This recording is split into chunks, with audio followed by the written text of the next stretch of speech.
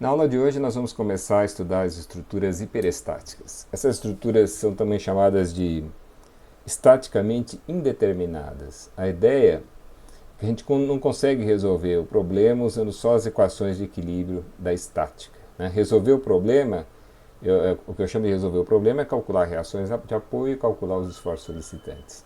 Quando a gente não consegue fazer isso só com as equações da estática, a estrutura é estaticamente indeterminada ou hiperestática. Nessa aula de hoje, o objetivo não é exatamente ficar calculando estruturas hiperestáticas, é mais explorar algumas propriedades importantes desse tipo de estrutura e mostrar a diferença com relação ao comportamento das estruturas isostáticas. Né? Uma estrutura hiperestática é, por exemplo, essa barra submetida a uma força P na direção do eixo, nessa posição que está aqui indicada. Se vocês considerarem quais são as reações de apoio possíveis, dada a natureza desses apoios, né?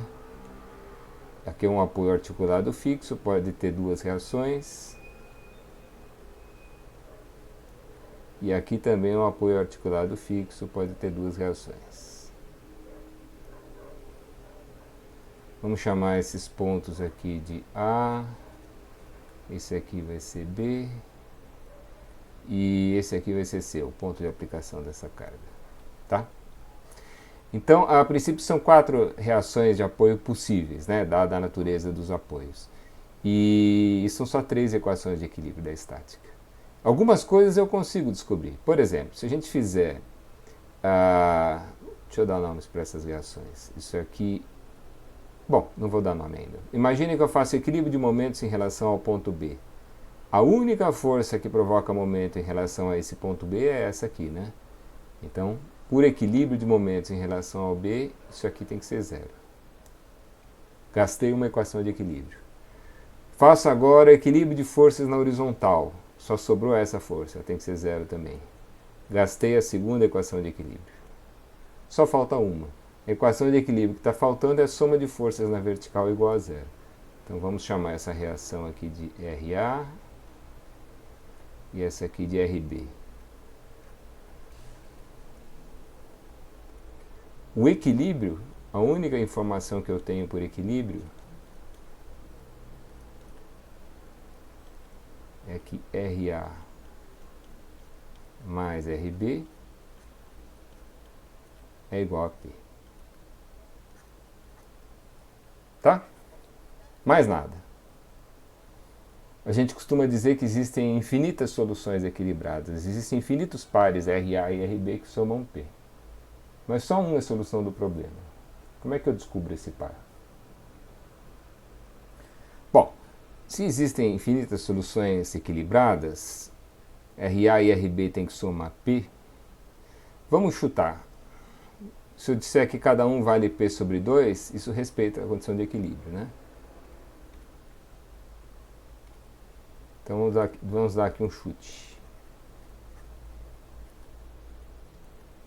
RA igual a RB igual a P sobre 2. Isso satisfaz o equilíbrio, né? Bom, se fosse essa a situação, estaria aqui a barra.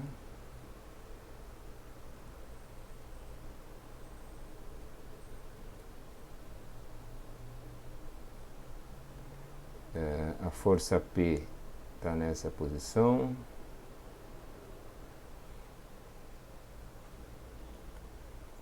Aqui vai ter uma reação P sobre 2. E aqui outra reação P sobre 2.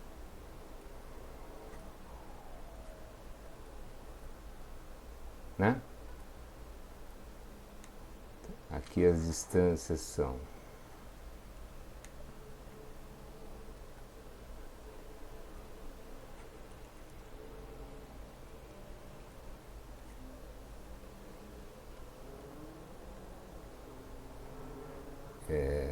L sobre 3 e 2L sobre 3.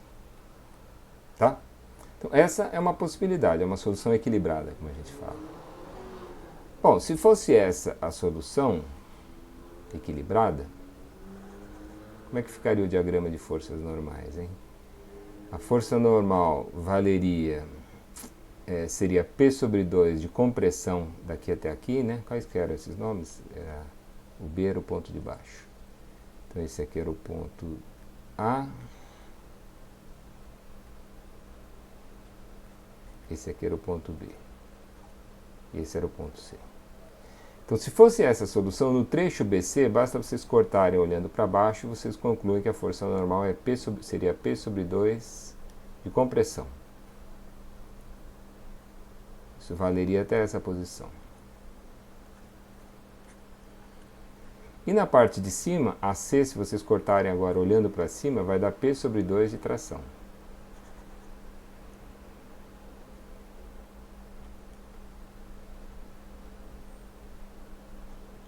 Esse seria o diagrama de forças normais. Né? Bom, isso quer dizer que nesse trecho aqui, ó, que vai de A até C, o ΔL vai ser a força normal nesse trecho, que é mais P sobre 2, vezes o comprimento desse trecho, que é 2L sobre 3, dividido pela rigidez desse trecho, que é EA. Né? Isso aqui vai dar 1/3 de PL sobre EA.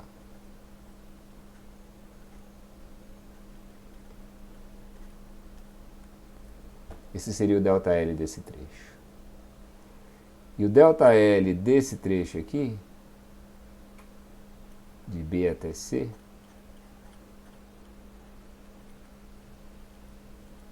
seria a força normal nesse trecho, que é menos P sobre 2, vezes o comprimento desse trecho, que é L sobre 3, dividido pela rigidez desse trecho, que é EA. E isso aqui vai dar menos 1/6 de PL sobre EA.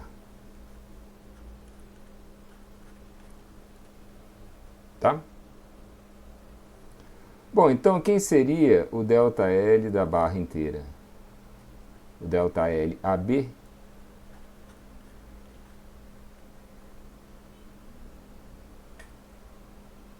estou me atrapalhando aqui. O ΔL AB, nós já vimos isso, é o ΔL AC mais o ΔL BC. Então vai dar 2/6 menos 1/6, dá 1/6 de PL sobre EA. Tá? Se a solução fosse essa, P sobre 2 de cada lado, que é uma solução equilibrada, a barra aumentaria de comprimento de 1/6 de PL sobre EA. Eu pergunto, é possível essa barra aumentar de comprimento? Vejam, existem apoios fixos em A e B, não dá para aumentar de comprimento. Então a gente costuma dizer que essa solução, RA igual a RB igual a P sobre 2, embora seja uma solução equilibrada, ela gera deslocamentos incompatíveis com a vinculação. Ou, simplesmente, isso aqui não dá, né? Isso aqui é impossível, né?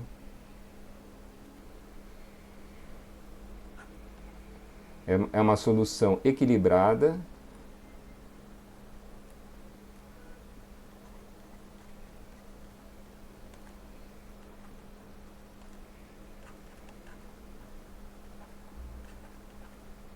mas incompatível. Essa é a palavra que a gente usa. E nesse contexto aqui, quando eu digo incompatível, é incompatível com a vinculação.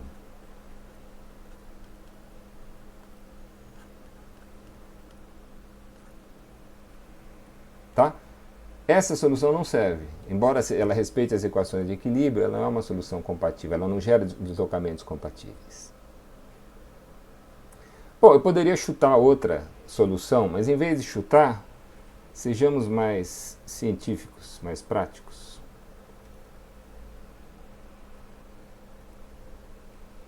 Vamos fazer o seguinte. Tá aqui a barra.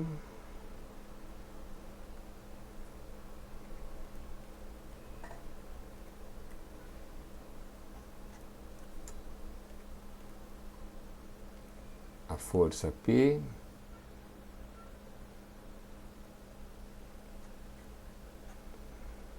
Eu vou deixar em aberto essas duas reações. Vou chamar isso aqui de RA e isso aqui de RB.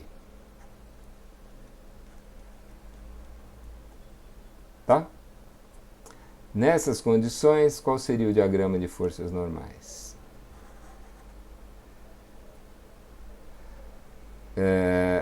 Do ponto A até o ponto C, a força normal vai ser RA de tração. E do ponto C até o ponto B, vai ser RB de compressão, não é isso? Aqui vai ser RA de tração. E aqui vai ser RB de compressão. Né?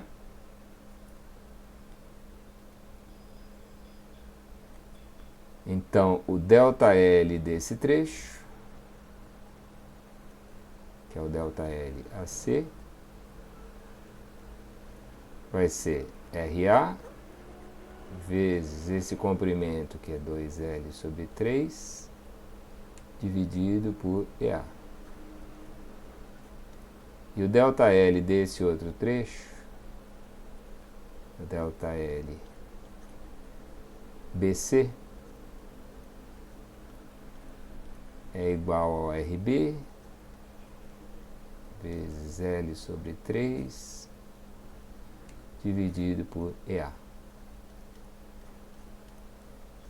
E, portanto, o ΔL total da barra, que é o ΔL AB, é a soma desses dois, né?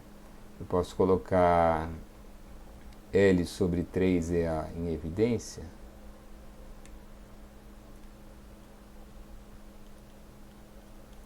E isso aqui vai dar... Aqui no ΔLBC faltou o sinal de menos, né? É menos RB a força normal. Isso aqui vai dar 2 vezes RA menos RB.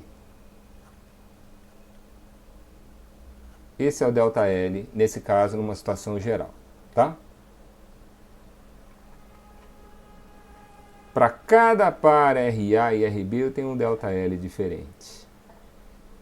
Qual é o par RA-RB que faz com que esse ΔL seja compatível com a vinculação? Bom, a vinculação da estrutura é tal que a distância entre A e B não muda, né? Então, o par que gera deslocamentos compatíveis é aquele que faz com que o ΔL AB seja igual a zero. A gente chama essa condição de compatibilidade de deslocamentos.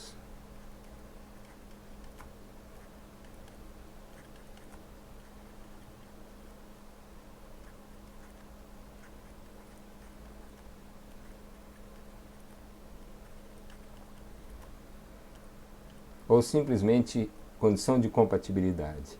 A condição de compatibilidade é que o ΔL AB tem que ser igual a zero. E para que o ΔL AB seja igual a zero, é preciso que 2RA menos RB é igual a zero. Seja igual a zero. Tá? Olha, eu tenho agora duas equações e duas incógnitas. É a equação de equilíbrio, e ela é insuficiente. Eu tinha uma equação com duas incógnitas. A segunda equação, que resolve esse problema hiperestático, é uma equação de compatibilidade de deslocamentos. É essa aqui. Percebam que, embora essa equação esteja escrita em termos de forças, na verdade o que está embutido aqui é uma condição de compatibilidade de deslocamentos. Isso tem cara de equação de equilíbrio, mas não é. Isso é equação de compatibilidade. Tá? É assim que a gente resolve um problema hiperestático. Eu não tenho um número de equações de equilíbrio suficiente, eu preciso gerar equações adicionais. Essas equações adicionais são equações de compatibilidade. Nesse problema bastava uma equação, mas existem problemas em que eu preciso de mais equações de compatibilidade. Tá? E é por isso que, para resolver uma estrutura hiperestática, a gente precisa saber calcular deslocamentos. Porque a equação de compatibilidade é a compatibilidade de deslocamentos. Tá certo? Bom, para resolver esse problema, o que a gente faz? A gente pega essa equação 2 e substitui em 1. Né? Deixa eu fazer aqui. Se eu substituir a 2 em 1,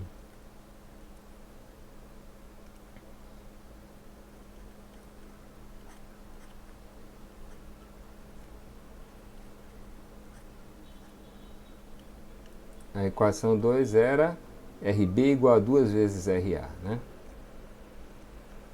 RB é 2 vezes RA. Então vai dar RA igual a P sobre 3 e RB igual a 2P sobre 3. Essa é a solução do problema. Tá?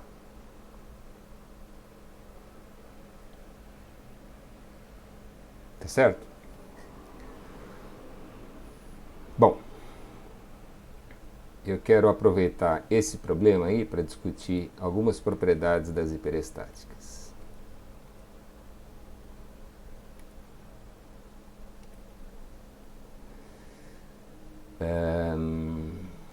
O problema que nós acabamos de resolver é assim.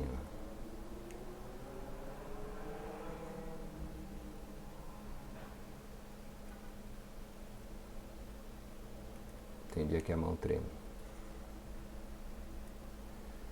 Eu tinha aqui uma força P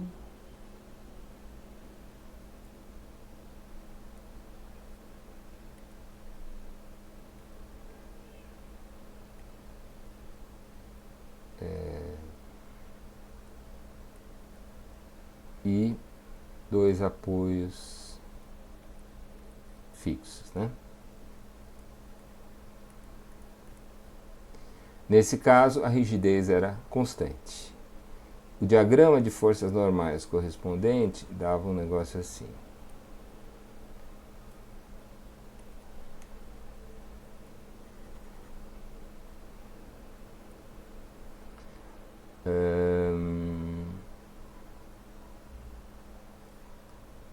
Dava ok.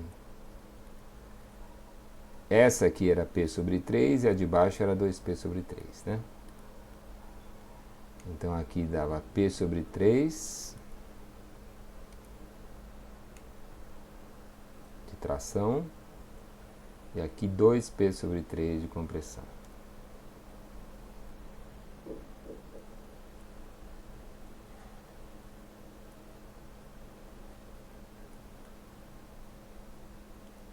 P sobre 3, 2P sobre 3. Tá? Vamos chamar esse problema aqui de A. Esse foi o problema que a gente acabou de resolver. Essas distâncias, eu vou chamar a atenção para isso. As distâncias zero.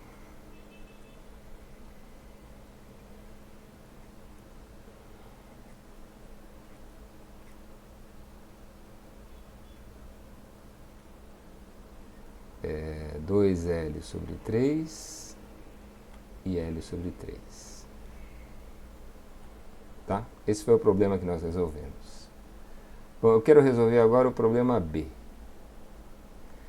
No problema B, eu vou fazer o seguinte. Aqui é a nossa barra.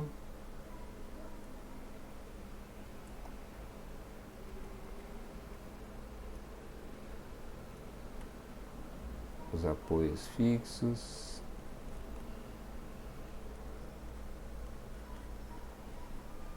E o que eu vou fazer aqui vai ser enrijecer a parte de cima. Vamos imaginar que aqui, ó,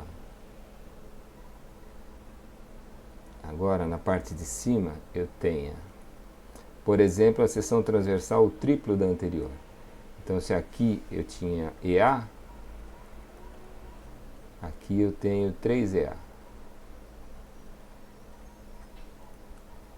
Tá?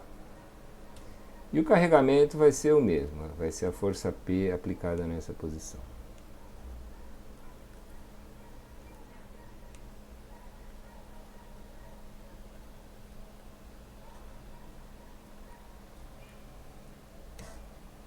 O que muda, hein? Vamos olhar aqui. O que mudaria se a rigidez daqui fosse 3EA? Eu sei que vocês detestam quando a gente faz isso, que escrever uma coisa em cima da outra, mas eu vou fazer isso. Ó, vamos imaginar que aqui a rigidez seja 3EA. Então, na hora de calcular esse ΔL, vai entrar um 3 aqui embaixo. Não é isso? O ΔLBC continua sendo a mesma coisa. Então, aqui vai ficar 2/3 de RA menos RB, né? Esse é o ΔL total. A equação de compatibilidade dos deslocamentos, que quer dizer que o deslocamento total, o ΔL total tem que ser 0, vai ter agora um 2/3 aqui. E vai ser RB igual a 2/3 de RA, né? Aí quando eu voltasse aqui, se o RB é 2/3 de RA, aqui é 3/3 mais 2/3 dá 5/3. Então o RA vai dar 3/5. Em vez disso aqui vai dar 3P sobre 5. É isso, né? RB igual a 2/3 de RA, 3/5. E como RB é igual a... Como eles têm que somar P, esse aqui vai dar 2/5.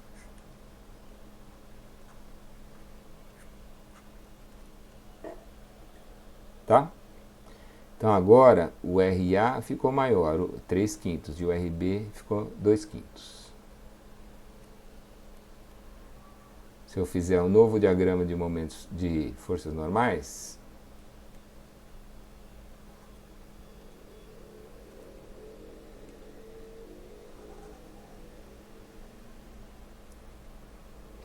esse aqui vai ser 3/5 e esse aqui vai ser 2/5.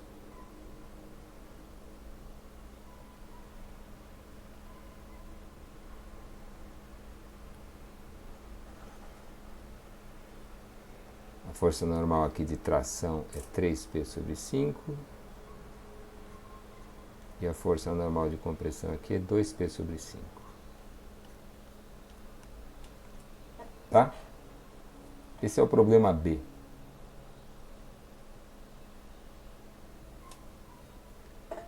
Agora vamos pensar no problema C. E eu espero que a minha câmera não esteja na frente. No problema C, vou ficar meio apertadinho aqui.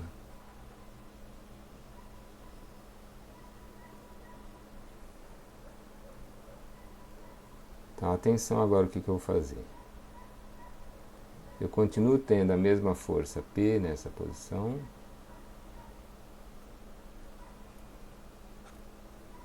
Mas o que eu vou mudar são os vínculos. Aqui eu vou manter um apoio articulado fixo. Mas aqui eu vou colocar um apoio articulado móvel na vertical.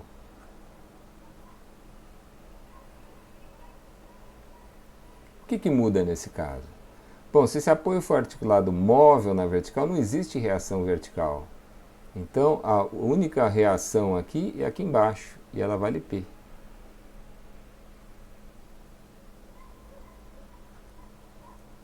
Esse problema é isostático, né? Com essa vinculação. E se for dessa forma, o diagrama de forças normais vai ficar assim.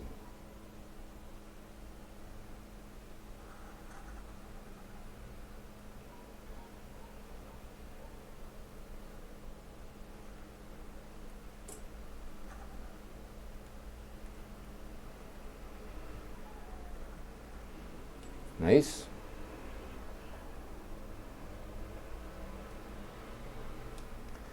Então vejam, esse problema aqui é hiperestático.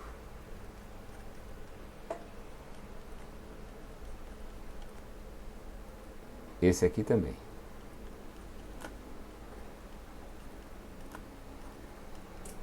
E esse aqui é isostático.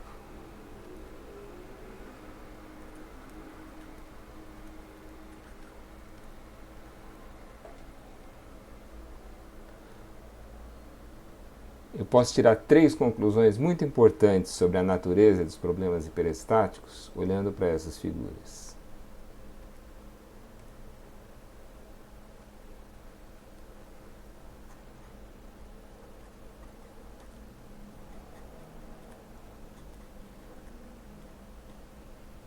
Primeira,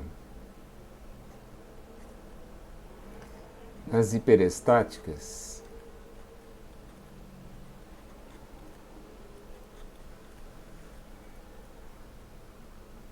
a distribuição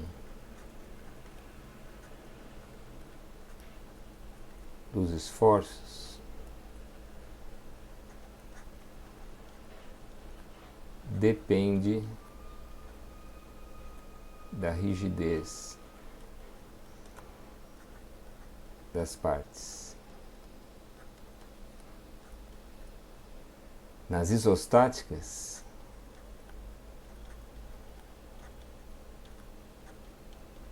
minha letra não é grande coisa, mas hoje está pior.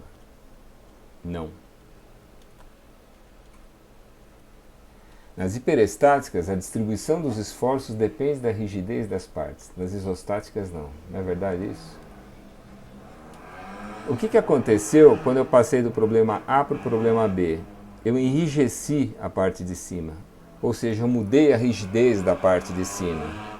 Ao mudar a rigidez da parte de cima, mudou o diagrama de esforços solicitantes. Não é? Isso teria acontecido no problema isostático? Se eu tivesse enrijecido aqui a parte de cima, mudaria alguma coisa nesse diagrama? Poderia colocar a parte de cima assim. Ó. Muda alguma coisa nesse diagrama? Não muda, né? A distribuição dos esforços solicitantes na estrutura isostática é uma questão só de equilíbrio. Não depende da rigidez das partes.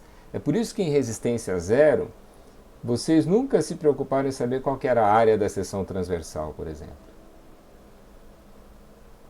Né?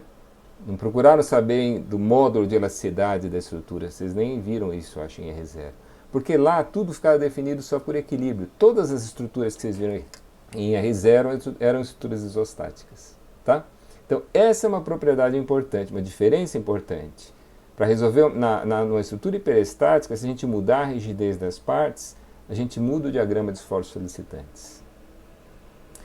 Isso coloca uma dúvida importante para nós. Como é que a gente projeta uma estrutura hiperestática? Porque para conhecer as dimensões que a seção transversal deve ter, a gente precisa conhecer os esforços solicitantes, não é? Mas, se a estrutura for hiperestática, para conhecer os esforços solicitantes, eu preciso saber quais são as dimensões. Não é verdade isso? Quer dizer, para dimensionar a estrutura significa estabelecer as dimensões, né? Para estabelecer as dimensões, eu preciso saber o esforço solicitante. Mas para saber os esforços solicitantes, eu vou precisar saber das dimensões. Como é que se resolve? Como é que se projeta uma estrutura hiperestática? Na verdade, o projeto de uma estrutura hiperestática é iterativo. Com base na nossa experiência, a gente estabelece um pré-dimensionamento, a gente chuta algumas dimensões para os elementos estruturais. Por exemplo, a gente sabe que em estruturas de concreto, em vigas de concreto, a altura é da ordem de grandeza de 10% do vão. Uma viga de 5 metros vai ter provavelmente 50 centímetros de altura. Aí, com base nessas dimensões que a gente chuta, a gente calcula a estrutura. Depois que calcular, nós vamos ter os esforços solicitantes. Tendo os esforços solicitantes, é preciso verificar se a estrutura aguenta aqueles esforços, né? Se ela não aguentar, eu preciso rever as dimensões. E aí que vem o ponto. Se eu for rever as dimensões, se eu mudar alguma dimensão, eu preciso calcular de novo a estrutura. Tá certo? A estrutura isostática não é assim. Tudo é definido só pelo equilíbrio. Tá? Isso parece ser um ponto negativo para as hiperestáticas, mas vejam, qual seria a próxima propriedade que está aí também.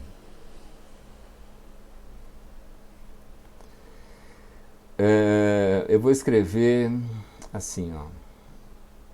Eu estou falando aqui nas hiperestáticas, né? A parte mais rígida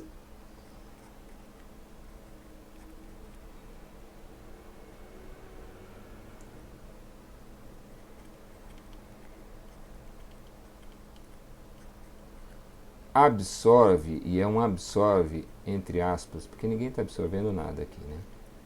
A parte mais rígida absorve a maior parte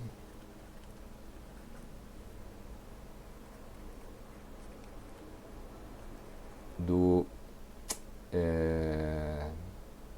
carregamento.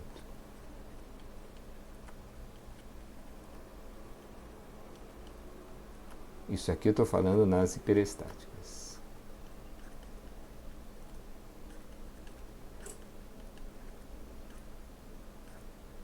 O que eu estou querendo dizer com isso? A gente sempre pode entender uma estrutura como algo que tem como função transferir o carregamento para os apoios, onde supostamente ele pode ser absorvido outra vez, entre aspas, né? Nessa estrutura aqui, eu posso entender que o carregamento vem parar uma parte aqui embaixo como reação aqui e outra parte aqui em cima como reação aqui em cima. Vejam que nessa primeira disposição, é como se eu tivesse duas partes da estrutura competindo para levar o carregamento para o apoio. Nessa primeira disposição, a parte de baixo é mais rígida do que a parte de cima. Vocês se lembram que na barra tracionada ou comprimida, a rigidez é o EA sobre L, né? Como o EA é a constante e esse comprimento é menor, esse pedaço é mais rígido do que esse. Então a parte de baixo acaba absorvendo uma parte maior do carregamento, né? Quando eu multipliquei por 3 a seção transversal aqui em cima, eu fiz com que a parte de cima ficasse mais rígida do que a parte de baixo. Porque embora esse comprimento seja o dobro desse, o EA aqui é 3 vezes maior do que esse, né? Então a parte de cima ficou mais rígida. Quando eu enrijeci a parte de cima e tornei ela mais rígida que a parte de baixo, ela passou a absorver a maior parte do carregamento. Bom, o que isso significa? Isso significa que na estrutura hiperestática, a gente costuma dizer assim, a gente tem a possibilidade de conduzir o carregamento para onde a gente quer. Digamos que a estrutura fosse assim e eu cheguei à conclusão de que esse apoio não tem competência para aguentar essa reação 2P sobre 3. Eu preciso aliviar essa reação aqui. Como é que eu faço? Bom, enrijeço a parte de cima. Aí o carregamento vai parar preferencialmente na parte de cima. A gente conduz o carregamento para onde a gente quer, né? Na isostática, não. Na isostática é tudo determinado pelo equilíbrio, tá? Então, de certa maneira, a hiperestática nos dá essa flexibilidade, né, de conduzir o carregamento para onde a gente queira, tá? Coisa que não acontece nas isostáticas. Ponto para as hiperestáticas, né? Outra propriedade que aparece também nessas figuras. Nas hiperestáticas,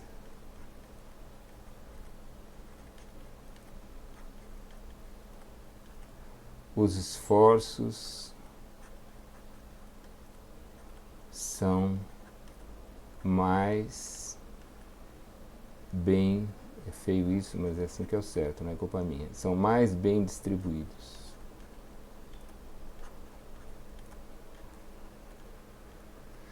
Nas hiperestáticas, os esforços são mais bem distribuídos. Vejam se não é isso que está acontecendo aqui. Na isostática, esse carregamento veio todo parar nessa região e o resto não tem solicitação nenhuma, né? A hiperestática distribuiu melhor, né? Se soa melhor, os esforços ao longo do comprimento. Se eu tenho esforços menores nas seções transversais, eu consigo fazer a princípio uma barra mais esbelta, né? do que na isostática. Tá? Bom, existem outras propriedades que diferenciam esses dois tipos de estrutura e uma delas eu vou mostrar na sequência.